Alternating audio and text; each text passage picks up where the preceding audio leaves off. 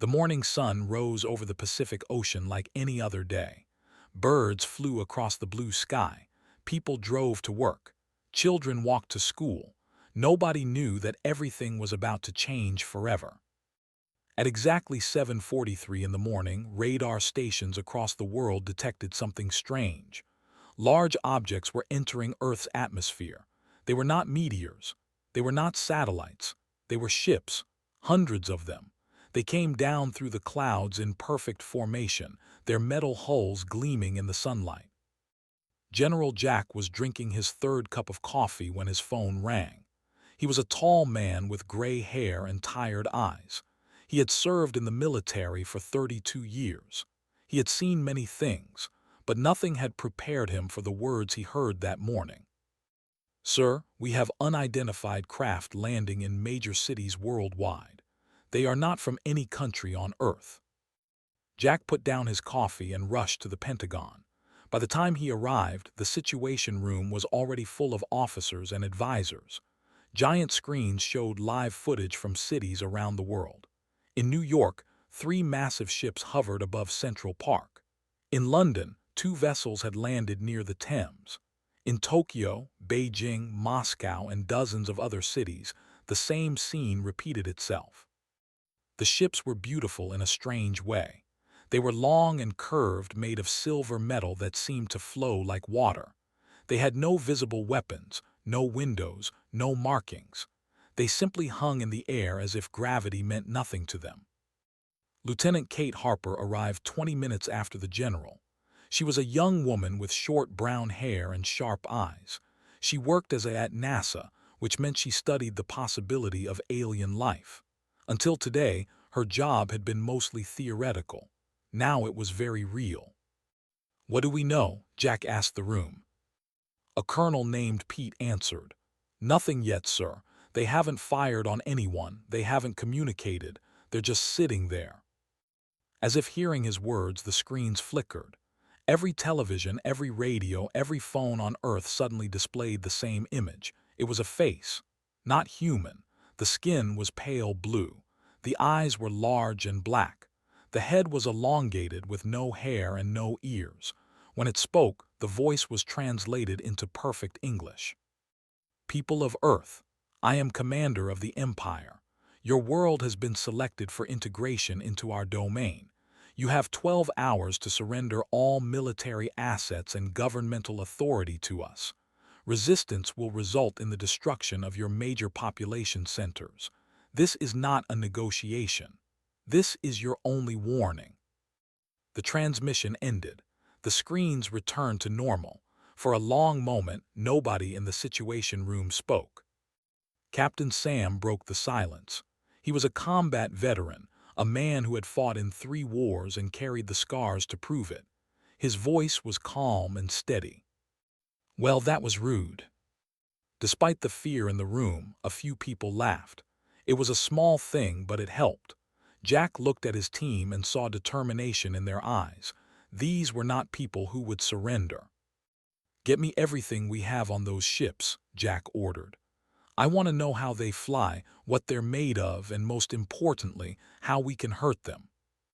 Kate had already pulled up footage on her tablet. She was watching the alien ships closely, but her attention was not on the vessels themselves. She was looking at the ground beneath them.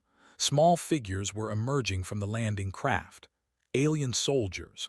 They wore armor that looked like black glass. They carried weapons that glowed with blue light, but something was wrong. "General, look at this," Kate said. She connected her tablet to the main screen and zoomed in on the soldiers in New York. They were walking slowly, carefully, like old men afraid of falling. Every step seemed to take great effort. Some of them were leaning on their weapons for support. "They're struggling," Kate said. "Look at how they move. It's like they're carrying something heavy." Sam leaned forward. "Their armor." Kate shook her head. "No, I don't think it's the armor. I think it's something else." She pulled up data from the alien ships.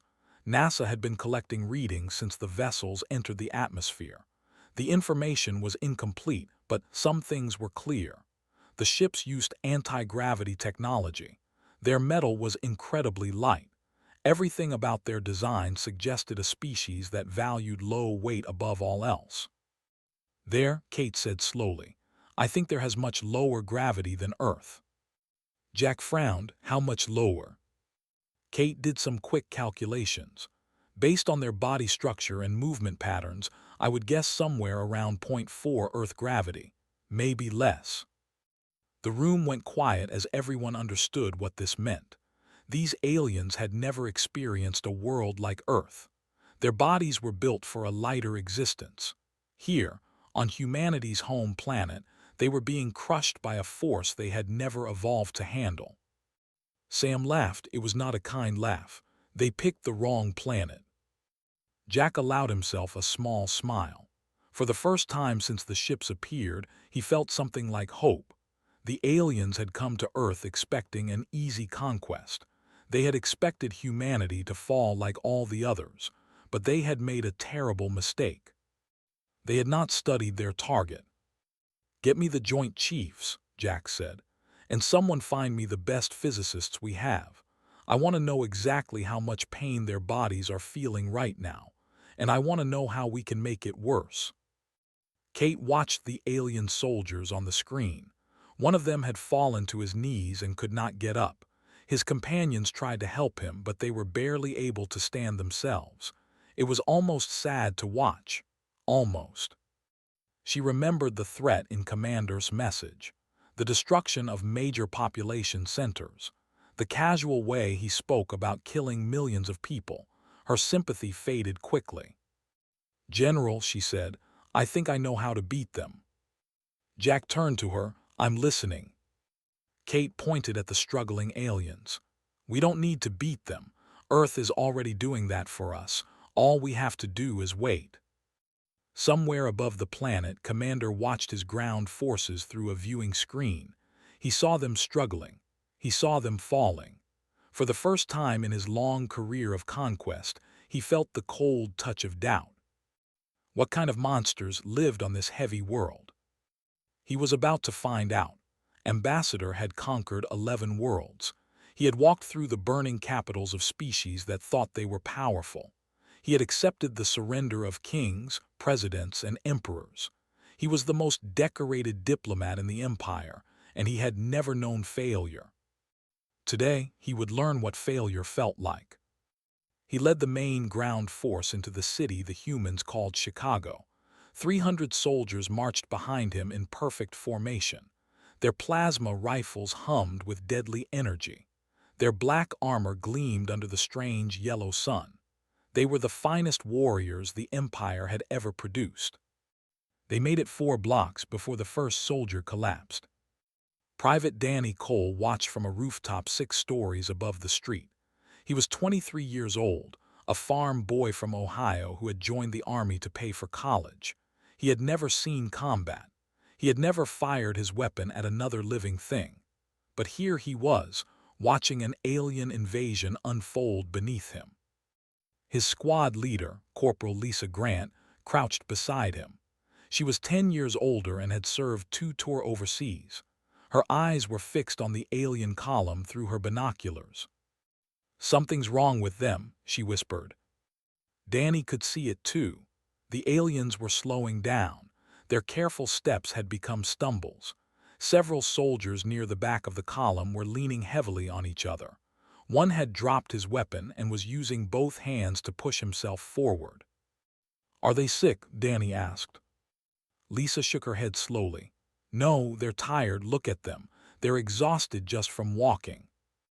Ambassador felt his hearts pounding in his chest. Both of them. They had evolved with 2 hearts to pump blood more efficiently through their tall, thin bodies. On there, this made them tireless. Here, on this nightmare planet, his hearts were working 3 times harder just to keep him standing. Every step was agony. His legs burned. His spine felt like it was being compressed by invisible hands. The air itself seemed thick and heavy, pressing down on him from all sides. He had never experienced anything like this. No had. The humans had gravity readings in their planetary databases. 0.4 standard for the 1.0 for Earth. It had seemed like a small difference on paper, now understood that paper meant nothing. This world was not 1.0. This world was death itself. A soldier beside him made a choking sound and fell. His armor hit the ground with a crash that echoed through the empty streets. He did not get up. His chest rose and fell rapidly, but his limbs would not move. His body had simply given up. "Keep moving," ordered. His voice came out as a wheeze. "We must reach the government center. We must show these creatures our strength." But there was no strength left to show. Danny watched in amazement as the alien formation fell apart. Soldiers were dropping every few seconds now. Some fell forward. Some fell backward. Some simply sank to their knees and stayed there, gasping for breath through mouths that were not designed for this thick atmosphere. "They're dying," Lisa said. "They're actually dying just from being here."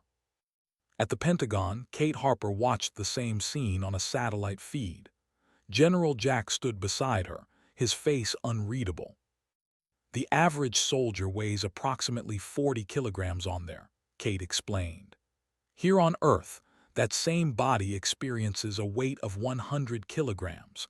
Their bones, their muscles, their cardiovascular systems were never designed to handle that load." "How long can they survive?" Jack asked. "Without assistance, most of them will experience complete physical collapse within 2 to 3 hours. Their hearts will fail, their spines will compress, their lungs will struggle to expand against the pressure." Kate paused. "General, they came here to conquer us, but they didn't realize they were walking into a death trap." Ambassador had fallen. He lay on his back in the middle of a Chicago street, staring up at the blue sky. It was a beautiful sky, different from home. The sun was the wrong color, the clouds were the wrong shape, but it was beautiful nonetheless. He tried to lift his arm. It would not move. He tried to turn his head. It would not respond. His body had become a prison, pinned to the ground by a force he could not see or fight. Around him, 300 of the Empire's finest soldiers lay scattered like broken toys. Some were still conscious, their large black eyes staring at nothing. Others had already stopped breathing. Their armor, which had protected them from plasma fire and kinetic weapons on a dozen worlds, could do nothing against the simple pull of a planet. Danny climbed down from the rooftop. His squad followed carefully, weapons ready. But there was nothing to fight. The invasion force that had threatened to destroy humanity was lying helpless on the pavement. He approached the nearest alien soldier. The creature's eyes followed him, but nothing else moved. Danny could see fear in those strange black eyes, real fear. The alien was terrified. "It's okay," Danny said, not knowing why he was trying to comfort his enemy. "It's going to be okay." Lisa called out from somewhere behind him. "Cole, look at this one. I think it's their leader." Danny walked over to where Ambassador lay. The alien's chest was barely moving. His breathing was shallow and rapid. His blue skin had turned pale, almost gray. "Water," whispered. The translator in his armor still worked. "Please, water." Lisa looked at Danny. Danny looked at Lisa. Then, without a word, Danny pulled out his canteen and knelt beside the fallen ambassador. He poured a small amount of water into the alien's mouth, swallowed weakly, and closed his eyes. "Thank you," the ambassador said. "I did not expect kindness from your kind." Danny sat back on his heels. "Yeah, well, we're full of surprises." More human soldiers were arriving now. Medics rushed forward to examine the fallen aliens, though none of them knew how to treat physiology. Helicopters circled overhead. News cameras captured everything. In living rooms around the world, people watched in stunned silence as the great alien invasion ended not with explosions or heroic battles, but with water bottles and stretchers. General appeared on television 3 hours later. His message was simple. "The alien ground forces have been neutralized. They are being transported to medical facilities where we will attempt to save as many lives as possible. To Commander and the fleet still in orbit, we have a message. Your soldiers are alive because we chose mercy. Do not mistake our kindness for weakness. Earth is not a world you can conquer. It is a world that will conquer you." High above the planet, Commander listened to the human general's words. He looked at the reports from the surface. 300 soldiers sent. 300 soldiers fallen. Not a single shot fired by either side. His conquest had failed before it even began. And somewhere in Chicago, Danny Cole helped carry an alien ambassador onto a helicopter, wondering how his simple life had become so strange. Commander stood on the bridge of his flagship and felt something he had never felt before. Shame. 300 soldiers, 300 of the Empire's finest warriors, defeated by nothing more than a planet's natural pull. The news would spread across the galaxy. The would become a joke. Unless he burned the shame away. "Charge the main weapons," he ordered. "Target their largest cities. If we cannot walk on their world, we will turn it to glass." His officers hesitated. This was not how the Empire operated. The conquered. They did not destroy. Destroyed planets had no resources to harvest, no populations to enslave. But's eyes were cold with fury, and nobody dared to argue. Deep below the flagship, massive energy cores began to hum. Plasma cannons the size of buildings powered up for the first time in decades. They had not needed such weapons in centuries. Most species surrendered the moment they saw the fleet. Those who fought back were quickly overwhelmed by ground forces. But there had never been a world like Earth. There had never been gravity like this. At a research facility in Virginia, Dr. Ben Harper was not sleeping. He had not slept since the aliens arrived. He was Kate's older brother, a physicist and engineer who had spent 15 years working on advanced propulsion systems for DARPA. Now he was taking apart alien technology with his bare hands. The shuttle had crashed in a field outside Richmond.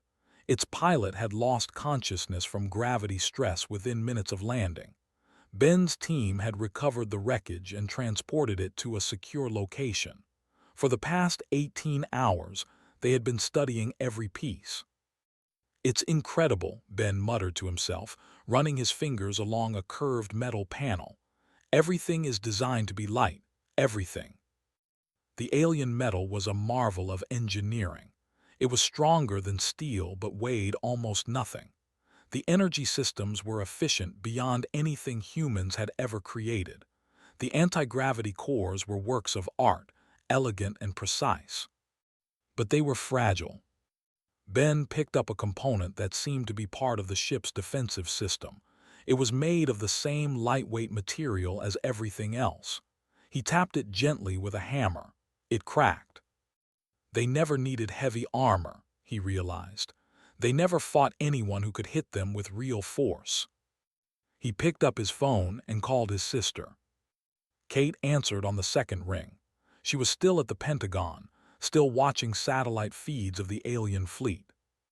"Kate, I've figured it out. Their ships, their weapons, their armor. It's all built for speed and efficiency. They sacrificed durability because they never needed it." "What does that mean for us?" Kate asked. Ben smiled. It was not a pleasant smile. "It means if we can hit them with something heavy enough, we can punch right through." Within hours, the information had reached General. Within hours after that, Colonel Mitchell was being briefed on the most important mission of his life. Was a fighter pilot. He had flown combat missions in 3 different conflicts. He had been shot at, shot down, and rescued from enemy territory twice. He was exactly the kind of pilot who volunteered for suicide missions, even when nobody asked him to. "The alien flagship is charging weapons," the briefing officer explained. "Based on energy readings, we estimate they will be ready to fire within 6 hours. If those weapons hit our cities, millions will die." Studied the holographic display of the enemy ship. It was enormous, nearly 2 kilometers long. Its hull was smooth and curved, with no visible weak points. "Where do I hit it?" he asked. Dr. Ben Harper stepped forward. "The anti-gravity cores. They're located in the center of the ship, protected by multiple layers of hull plating. But based on our analysis, that plating is only effective against energy weapons and light kinetic projectiles. He pulled up a schematic of a new missile design. This is what we've been building. Tungsten core, traditional explosive propulsion. It weighs about 8 times more than anything they have ever encountered. Their point defense systems won't be able to track it properly. Their armor won't be able to stop it. Looked at the missile, then he looked at the alien flagship, then he smiled. How many do I get? 6 hours later, 12 F-35 fighter jets launched from an aircraft carrier in the Atlantic Ocean. Each jet carried 4 of the new tungsten missiles. Colonel Mitchell led the formation. The climb to low orbit was the hardest part. The jets were not designed for space combat. They had been modified hastily, fitted with experimental boosters and sealed cockpits. 3 pilots had to turn back due to equipment failures. 9 continued. Commander saw them coming. His sensors detected the human craft as they crossed the boundary between atmosphere and space. He felt no fear.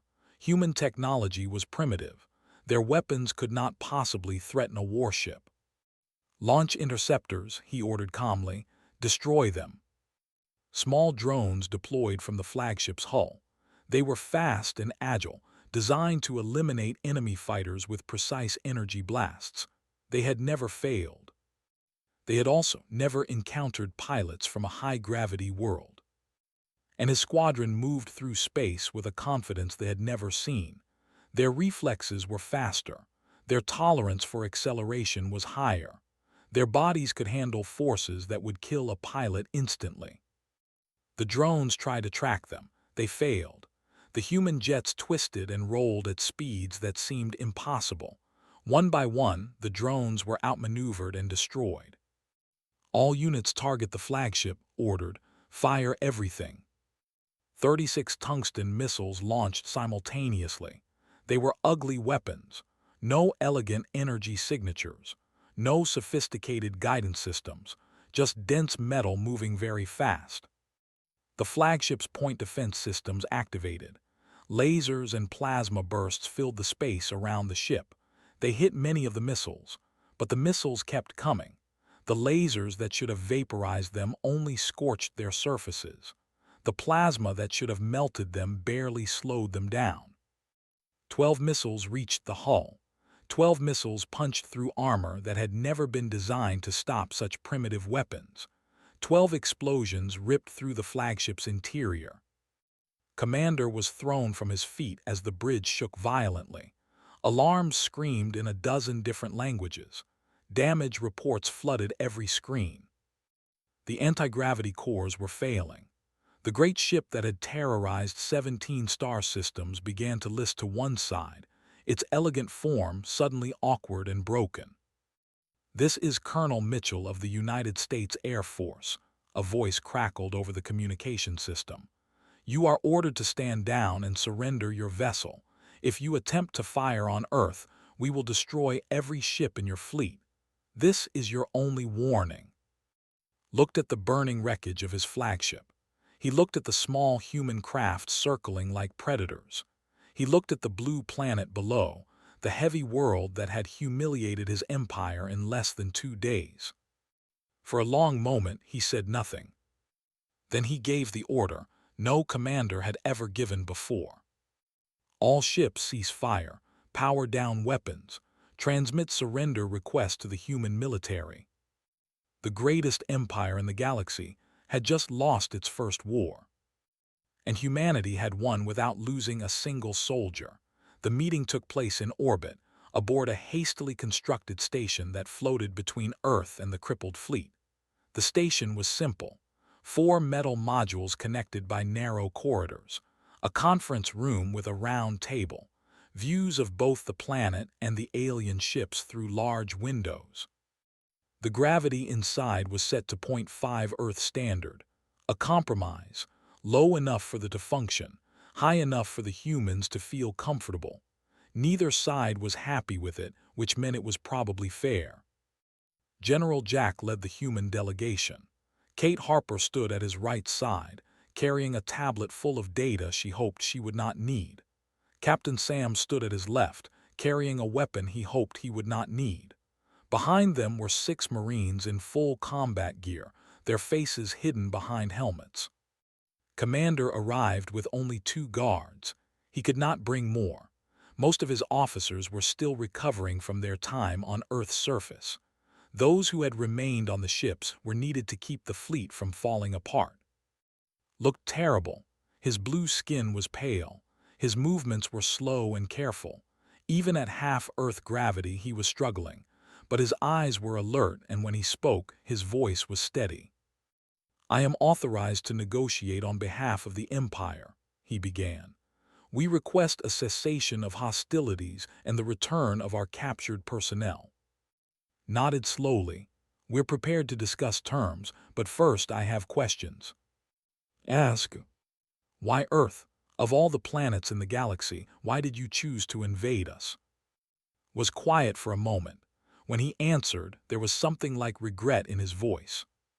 "Your planet sits at the intersection of 3 major trade routes. Its resources are abundant. Its population is large enough to provide labor but small enough to control." He paused. "Or so we believed." Kate stepped forward. "You didn't research us at all, did you? You just saw a world with the right resources and assumed we would be easy to conquer." "We have conquered 17 star systems," said. "Every species we encountered fell within days, some within hours. We saw no reason to expect anything different from humanity." And now asked, "Look through the window at the blue planet below. Now I understand that we were fools." Kate pulled up a holographic display from her tablet. It showed 2 figures side by side. The other was a human. The differences were obvious at a glance. There was tall and thin, with long limbs and a narrow chest. The human was shorter and more compact, with thicker bones and denser muscles. "Your species evolved on a world with .4 Earth gravity," Kate explained. "Over millions of years, your bodies adapted to that environment. Your bones are light because they don't need to support much weight. Your hearts are efficient because they don't need to pump blood against strong resistance. Your muscles are thin because they don't need to work very hard." She zoomed in on the human figure. "Humans evolved on Earth, 1.0 gravity, every moment of every day. Our bones are dense and heavy because they have to support our full weight constantly. Our hearts are powerful because they have to push blood all the way from our feet to our brains against that constant pull. Our muscles are thick and strong because even simple movements require significant force." Listened in silence. His guards shifted uncomfortably behind him. "When your soldiers stepped onto Earth," Kate continued, "their bodies experienced forces they were never designed to handle. Their hearts couldn't keep up. Their bones couldn't support their own weight. Their muscles failed within hours." She closed the display. "You didn't lose because we're stronger warriors. You lost because Earth itself rejected you." The heavy world murmured. "We have stories about such places, myths. We thought they were just legends." Sam spoke for the first time. "Not legends, home." Leaned forward across the table. "Commander, I want you to understand something. Everything we are, everything we have accomplished as a species, we did while carrying the weight of our world on our shoulders. Every step we take is harder than anything your people have ever experienced. Every breath we draw requires more effort than you can imagine." He gestured toward the window toward Earth. "We climbed out of oceans. We crossed mountains. We built cities and flew aircraft and sent rockets into space, all while gravity tried to crush us every second of every day. We didn't evolve in paradise. We evolved in a pressure cooker, and it made us strong." Stared at the human general. For the first time, he truly understood what he was facing. These were not ordinary beings. These were creatures forged by a world that wanted to destroy them. Every generation had been tested. Every individual had been hardened. The weak had died. The strong had survived. No wonder they had won. "You could have killed us," said quietly. When our soldiers fell, you could have executed them. When our ships were damaged, you could have destroyed them. Why didn't you?" Exchanged a glance with Kate. It was she who answered. "Because that's not who we are. Yes, we're strong. Yes, we can fight. But strength isn't about killing everyone weaker than you. It's about protecting those who need protection, even our enemies."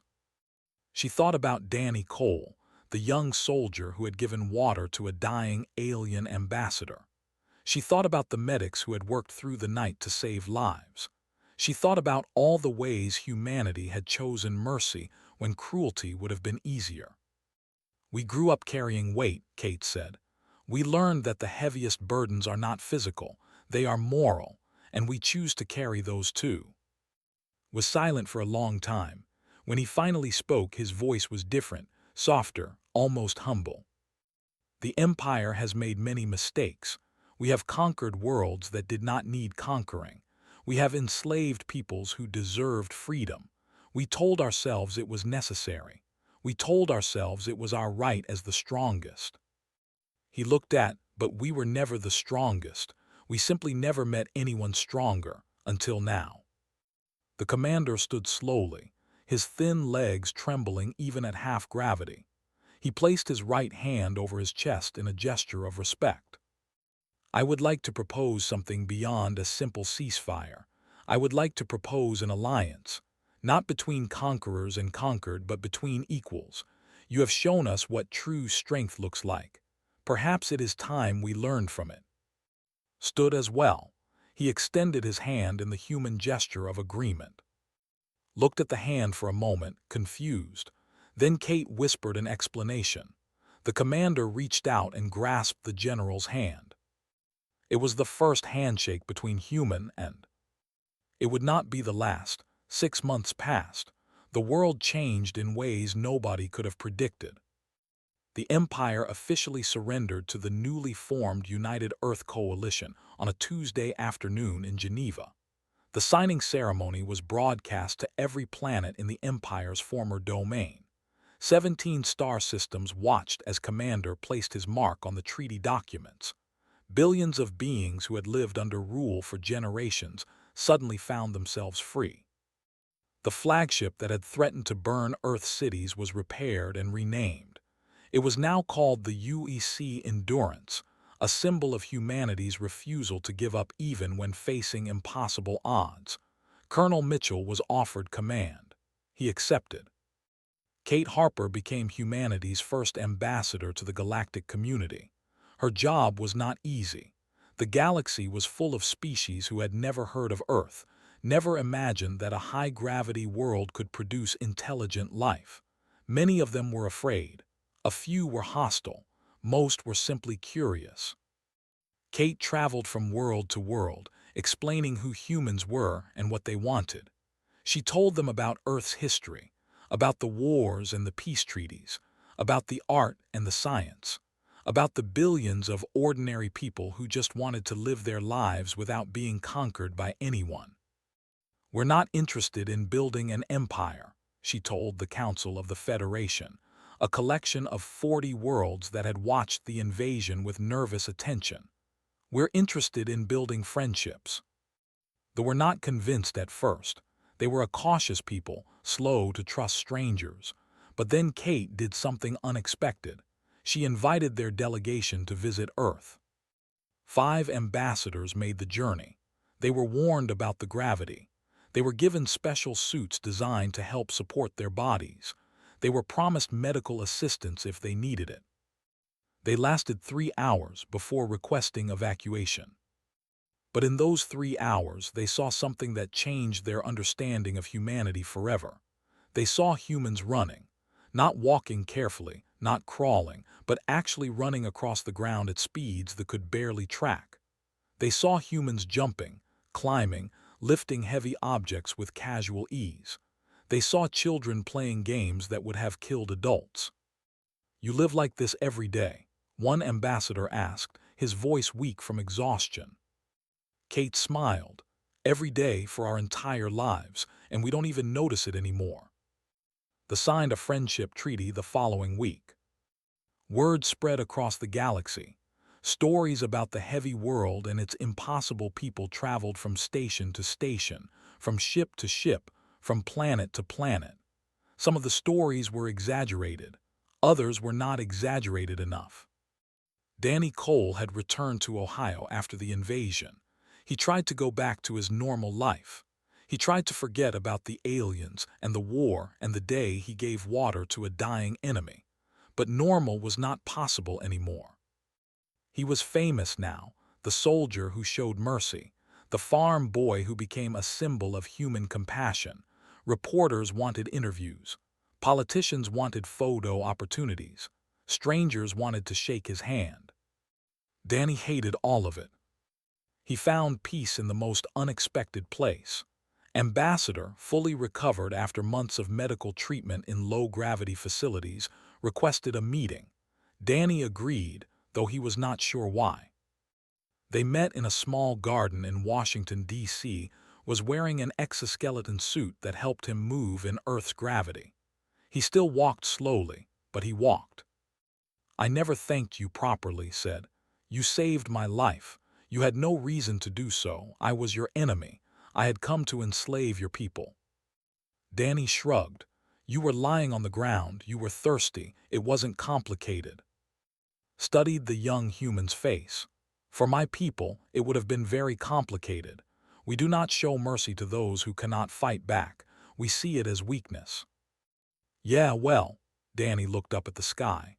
Somewhere up there, ships from a dozen different species were now visiting Earth. Trade agreements were being signed. Cultural exchanges were being planned. The galaxy was opening up in ways humans had never imagined. "Maybe that's why you lost." Considered this for a long moment. Then he made a sound that might have been a laugh. "Perhaps you are right, Danny Cole. Perhaps you are right." General gave one final press conference before retiring. He stood at a podium in the Pentagon briefing room, surrounded by reporters from every country on Earth. Cameras broadcast his image to billions of viewers. "6 months ago, aliens came to our world expecting to find victims. They found something else. They found a species that has spent its entire existence fighting against the very planet it lives on. Every breath we take is a victory. Every step we walk is a triumph. We did not ask to be born on a heavy world, but we are grateful for it, because it made us who we are." He paused and looked directly into the cameras. "To any other civilizations out there who might be considering a visit to Earth, I have a message. Come in peace, and you will find friends. Come as conquerors, and you will find that gravity is the least of your problems." In the vast darkness between stars, other civilizations watched. They had seen the recordings of the failed invasion. They had seen humans running, jumping, fighting in conditions that should have been lethal. They had seen soldiers in heavy armor moving as if the weight did not exist. The Dominion, which had been planning its own expansion into human territory, quietly canceled those plans. The Collective, known for raiding unprotected worlds, added Earth to their list of forbidden targets. The Unity, the oldest and most powerful civilization in the known galaxy, sent a simple message requesting diplomatic relations. Earth was no longer an unknown backwater. It was a player on the galactic stage, and everyone wanted to be on its good side. Lisa Grant had taken a job training the new planetary defense force. Her recruits came from every country on Earth. She taught them how to fight, how to survive, and most importantly, how to carry the weight of responsibility that came with being humanity's protectors. "You are the children of a heavy world," she told them on their first day. "That means you are already stronger than most beings in the galaxy, but strength without wisdom is dangerous. Strength without compassion is cruelty. Remember that you carry two burdens, the physical weight of Earth and the moral weight of representing our species. Never drop either one." Sam retired to a quiet cabin in the mountains. He spent his days fishing and reading and watching the sky. Sometimes he saw alien ships passing overhead, heading to the new spaceport that had been built in Nevada. He never waved at them, but he never shot at them either. Kate sent him messages every few weeks, updating him on her travels. She had been to 30 different worlds now. She had met hundreds of alien species, and everywhere she went, she heard the same question. How do you survive on such a heavy world? She always gave the same answer. We don't just survive, we thrive. We dance and run and climb mountains. We build cities and bridges and rockets. We carry our world on our shoulders every moment of every day, and we call it home. Because we are gravity's children. And we would not have it any other way. The story of the invasion spread across the galaxy. It was told and retold, embellished, and translated into 1,000 languages. But the core message never changed. Earth was not a world to be conquered. It was a world that conquered those who tried. And somewhere in the stars, other heavy worlds heard the story. Other species who had been overlooked, dismissed, forgotten because their worlds were too harsh for the galactic mainstream. They heard about Earth. They heard about humanity. And for the first time in their long histories, they felt hope. They were not alone anymore. The heavy worlds were rising. And the galaxy would never be the same.